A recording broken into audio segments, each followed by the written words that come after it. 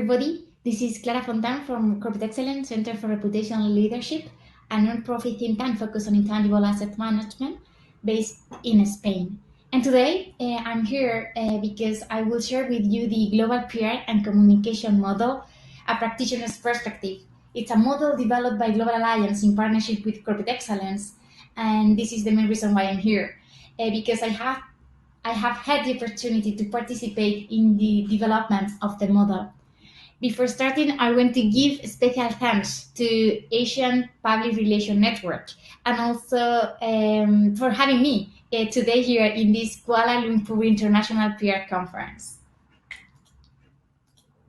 Today, as I was saying, we will talk about this model, this roadmap for PR and communication function. I will make some welcoming remark and some ideas for the introduction. Then I will try to explain with you the building blocks and how to integrate this building block in our daily activities as PR and communication function or professionals.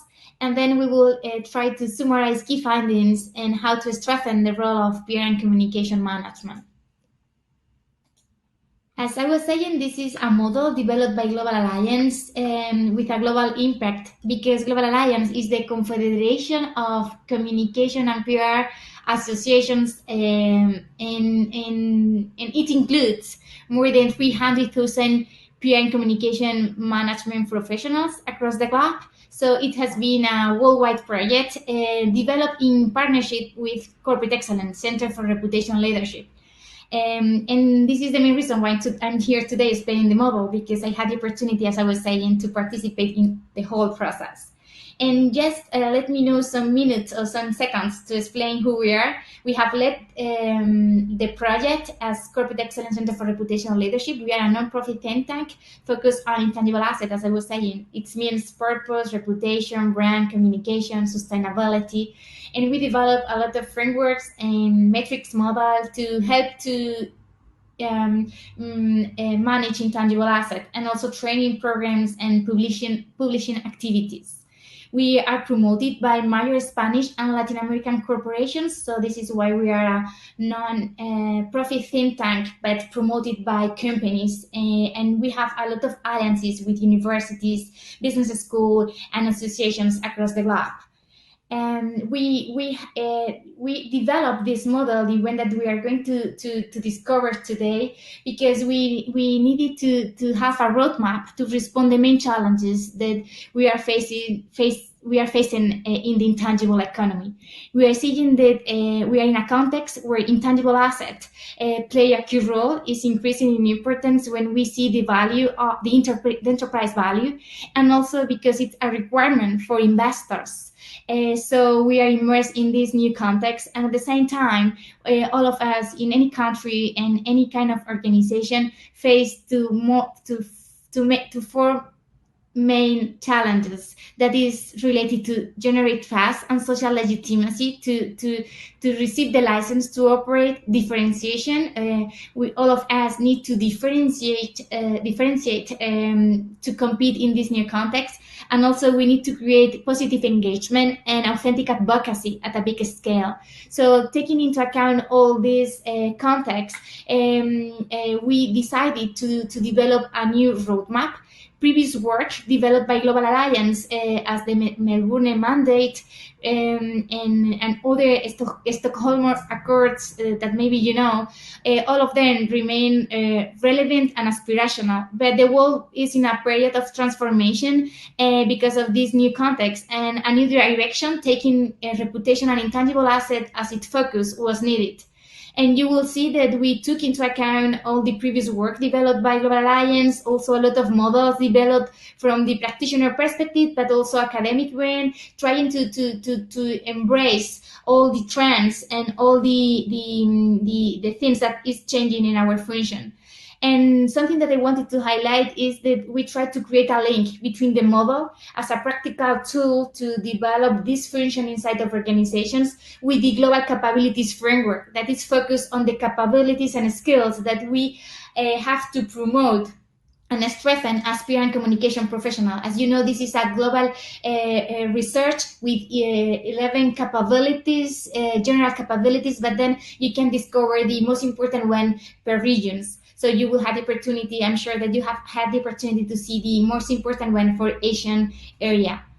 And before starting to discover the model, I wanted to say that it has been a global consensus research with more than 1,400 professionals participating in the online survey from 47 countries in 5 different regions. And to the methodology that we have followed has been based in an action research criteria method. We try to combine qualitative and quantitative research, and trying to create a link between academic world and also the practitioner perspective, yes, to develop knowledge, to create knowledge, but also theory about action. So we review a lot of resources in the phase one. Then we try to validate the trends and all the insight that we discover with experts from Global Alliance and Corporate Excellence. Then we develop an online survey, and also at the final step was developed, trying to use statistical techniques and mathematical models to identify what are the most important dimensions and functions that we need to promote to strengthen our role.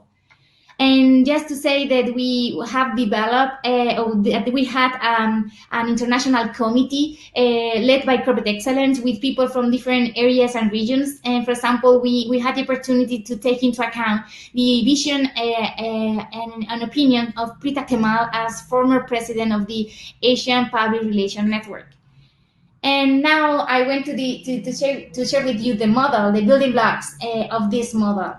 And as I was saying, the model will help us to achieve these main challenges, the one that I was highlighting. And there are 5 building blocks. And here in front of you, you have the first building block. The first building block is focused on purpose. And purpose should be understood as a fundamental basis of the strategy and as a framework for guiding all the decisions, actions, and behaviors of the organization to guarantee consistency, integrity, and coherence. Purpose explains why you exist, your reason of being, and we are seeing that it's really important to define purpose as the umbrella, and then through values you will have the opportunity to create alignment inside of the organization and also strengthen the engagement with your key stakeholder. So the first building block is defining and activating purpose.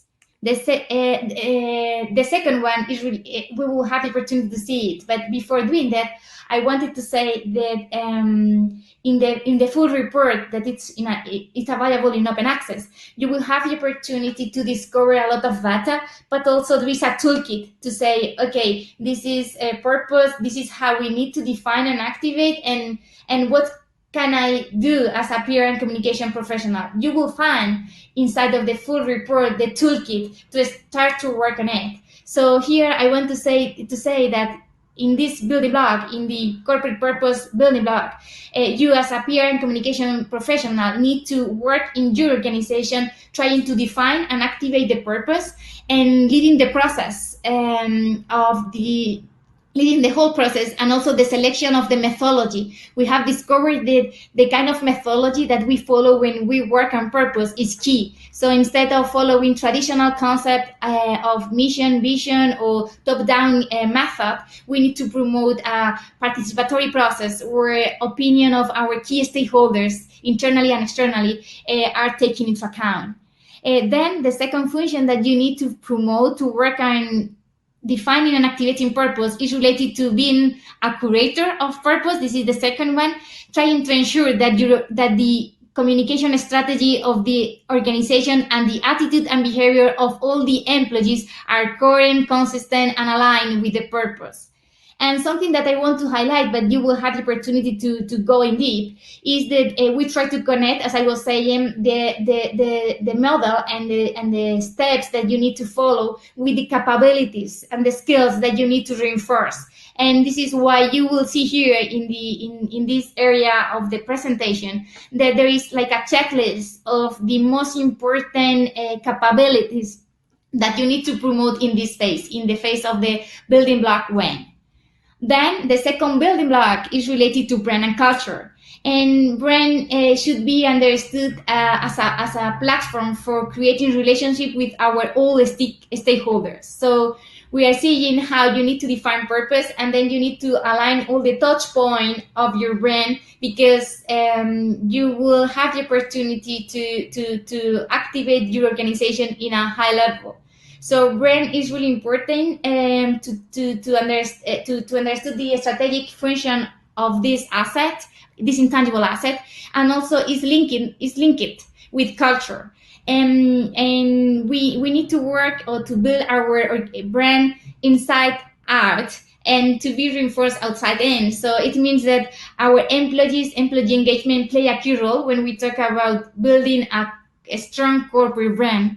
And it's the way that we have to activate the purpose, because through the brand and the culture, how we behave as an organization through all the behavior of our employees is the way that we create experiences. So we are seeing how we need to reinforce or to strengthen the corporate brand as a platform for creating relationship with key stakeholders.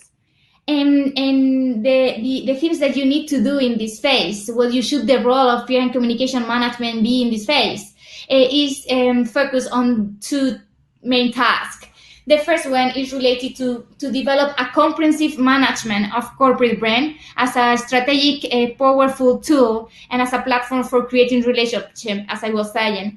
And the second thing that you need to work on is related to internal alignment. You need to try to define purpose, or to activate the purpose through values, and values, corporate values, beliefs, and principles are going to be the tool to activate behaviors and attitudes. So you need to work on the on internal alignment to activate the purpose through the culture and the brand. Then the third building block is related to reputation and reputational risk. We have discovered that reputation and reputational risk play a key role. All the organizations analyze explain us that they are worried or for protecting and strengthening their reputation. And we are seeing that reputation is key as a way of developing corporate excellence, because when you take into account the opinion of your stakeholder, because reputation is something that it's in the mind of your key stakeholder, what you are doing is listening them and taking into account their perception and trying to take them into account when you make decisions. So you will be smarter, and you will be trying to connect with them in a better way. So we are seeing that reputation play a key role. So in this phase, what you have to do is trying to promote the management and measurement tools to integrate reputation inside of the organization, and to develop the reputation plan, incorporating global reputation indicator in the balance scorecard of the company, and demonstrating the impact on the creation of business value. And then you need to also to manage reputational risk. And we are seeing how when you manage reputation, you have the opportunity to mitigate risk, but also identify key opportunities. So it means that you need to tracking or to establish system for tracking perception and trying to know how you are perceived by your key stakeholder. And it's the only way to develop a strategy and to guarantee the social legitimacy and trust for operating today. Then the fourth building block is regarding communication. And communication is around the model, because it's the way that we can create realities.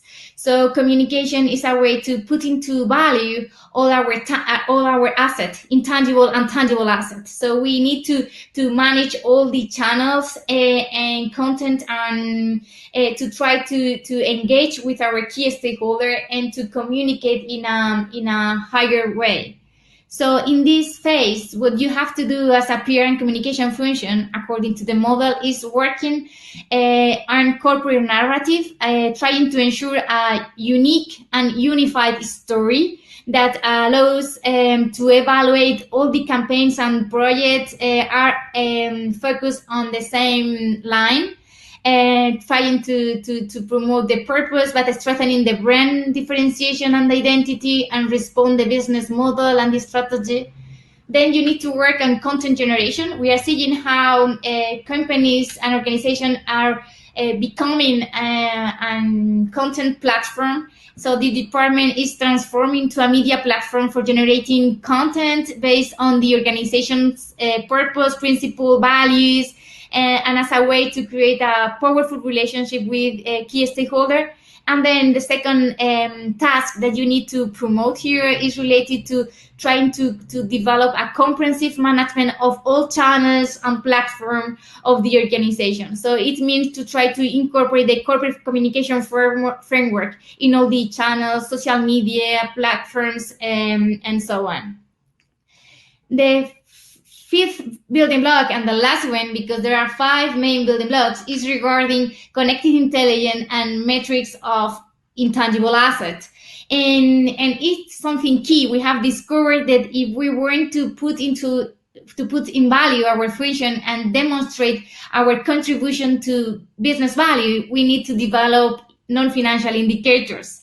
And so here in this building block, what we will discover is how to develop a solid and sophisticated intelligence system to tracking and to promote tools for monitoring perceptions and to measure the strength of our brand, reputation, also net promoter score, positive recommendation, social impact, all the metrics to demonstrate how our function as PR and communication professional is helping our organization to achieve these major challenges, but also to achieve business value. Because what we are seeing is like financial indicators explain how you have generated benefits in the past, but when we analyze non-financial indicators, we are seeing how we will create value in the future, because we have the opportunity to say the health of our brand and how we are perceived, and all this data explain if you are like a good organization, and you will have the opportunity to create value in the future. So here in this phase, what we have to do is work really hard in provide valued counsel and be a trusted advisor to conduct contextual intelligence. So for doing that, we need to measure and report communication outtakes and outcomes, the impact on outcomes, not just output as we used to do in the past. Also, we need to monitor and identify trends, social trends and expectations to connect with society and with our key stakeholder. We need to measure and report key non-financial indicators, as I was saying, reputation, alignment. If people feel engaged internally with the organization, it's explained. If people, the health of the organization, if the engagement is higher or not. Then we need to evaluate the perception return of each touch point and positive advocacy levels, and adopt the integrated reporting framework as a way to demonstrate how we are creating non-financial reporting, something that is required by investors and regulators. So here you have the whole model, the 5 building blocks that will give you that will give the opportunity to achieve these main challenges or business outcomes: long-lasting differentiation, trust and social legitimacy, engagement, and authentic advocacy at big scale. And I wanted to highlight some key findings. There are a lot of ideas and insight inside of the full report. It's not just a report for being in a library. It's something that you need to use and to integrate in your daily activities. But there are some key findings that I wanted to highlight and to share today with you. The first one is related to how purpose, brand, culture, reputation, and communication are key areas to boost the role of PR and communication director as a key member of the decision-making process. We have discovered that this intangible asset will give you the opportunity to have a seat in the C-suite or a place in the C-suite. Yes. And this is something that you will discover inside of the model. Regarding purpose, we have seen that when you define and implement a purpose, you will have more probabilities, or the probability of being a member of the C-suite is higher than if you don't implement it. Then regarding corporate brand, we see that those companies that manage corporate brand in a high way or in an excellent way, then the PR and communication professional is sitting in the C-suite table. It happened also with the corporate culture. So we have seen that those companies that are working in corporate culture management and are highly prepared for managing that, then the possibilities of being in the C-suite is higher. It's happened also with a reputation, as you can see here in the chart, and also it happens with communication. So we are seeing that those companies that are focused on managing this intangible asset in an excellent way are the ones who have a PR and communication professional as a member of the C-suite. So it's saying us that if we work on this intangible asset, then we will have more opportunities to participate in the decision-making process and trying to provide trusted advisor and to strengthen our role. The second key finding that I wanted to highlight or to share with you today is regarding purpose as a key factor influencing brand, culture, reputation, and communication performance. We have discovered that a purpose play a key role in the excellent management of intangible asset. So if you work in the implementation and activation of purpose across the organization, the management of brand, reputation, communication, and corporate culture will be higher or will be better in terms of efficiency and effectiveness. And also we have discovered that the participatory process or the process that we follow for defining and activating the purpose is also key. Not just having the purpose and implementing it, but the method. We have discovered that when the method that we follow is participatory, it includes a strategic reflection with our key stakeholders, internally and externally, and we take into account their opinion, then the purpose is more solid, more powerful, and the impact on the management of brand, reputation, communication, and culture is higher, as you can see in this chart. The third idea, or the third key finding that I wanted to share with you today is regarding purpose again, but as a key driver for promoting our participation as PR and communication directors in the strategic decision-making process. We are seeing that there is a clear link between defining purpose and following a participatory approach or perspective in this process and having a seat in the C-suite. So the probability multiply is higher if you as a PR and communication function lead the process of implementing the purpose and then using a participatory method. And the probability, as you can see here, and I have here some notes, but the probability of participating in a high-level decision-making model rises to 73%. And however, we see that if we don't lead the process and if the method that we adopt is a traditional top-down process from senior manager to bottom lines, then the probability of having a place or becoming a member of the C-suite falls by 50%. So the model is saying us the key relevant or the key role that corporate purpose is playing to strengthen our function. In summary, the Global PR and Communication model offers an integrated framework for communication and for strategic management of intangible assets. The excellent management of these five building blocks: purpose, brand, corporate culture, reputation, reputational risk, and communications, enables organizations to build lasting differentiation, engagement, authentic advocacy, and trust and social legitimacy. And the model demonstrates that there is a direct relationship, as I was saying, between the management of all these building blocks of the model and being invited to participate in the strategic decision process, making decision process. So if we want to be there, we need to try to learn how to manage this intangible asset in an excellent way. But also, we need to integrate intangible KPIs with business and financial indicators on the balanced scorecard, and trying to link them with compensation and reward policies. And externally, we need to embrace the integrated reporting initiative and framework just to simplify how we are reporting and this non-financial information.